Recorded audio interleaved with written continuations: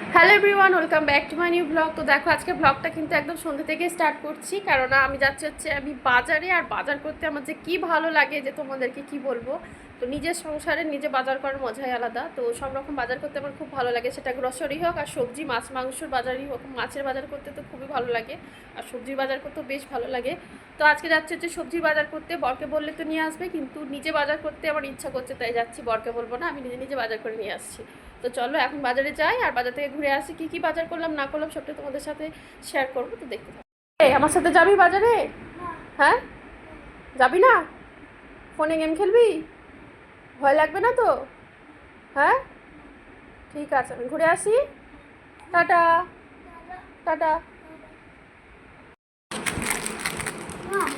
ধরো।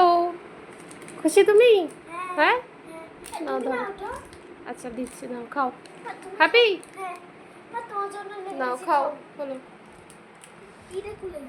আমার কোলে যাবে? হ্যাঁ হ্যাঁ হ্যাঁ হ্যাঁ, খোলো খোলো। কেন কেন?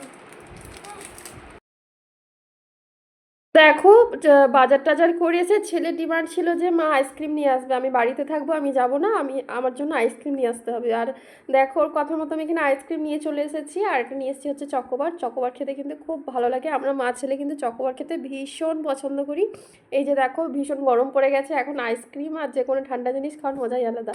তো এখন চকোবার খেয়ে নিলাম। খাওয়ার পরে যেহেতু আইসক্রিমটা গলে যাবে, তাই না, তাই খেয়ে টেয়ে এখন চলো বাজারটা তোমাদেরকে দেখায় কী কী বাজার করলাম। তো আমার এই পুচকে সংসারে তো চলো দেখায় তোমাদেরকে কী কী বাজার করেছি। এই যে দেখো সিম, আমার কি যে মন খারাপ যে কী বলবো তোমাদেরকে।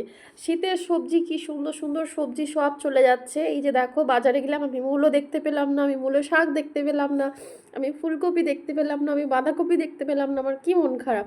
তো ভীষণ মানে মন খারাপ। আমার শীতের সবজি ভীষণ প্রিয়। আর এই যে গরমের কোনো সবজি নেই, খালি ঢ্যাঁড়স আর পটল আর বরবটি ছাড়া আর কিছুই পাওয়া যায় না। তো যাক, দেখো খুঁজে খুঁজে আমি শিম নিয়ে এসেছি। শিম আর মোটামুটি কটা দিন আর কি, আর বেশি দিন নেই, তাই আমি শিম নিয়ে এলাম।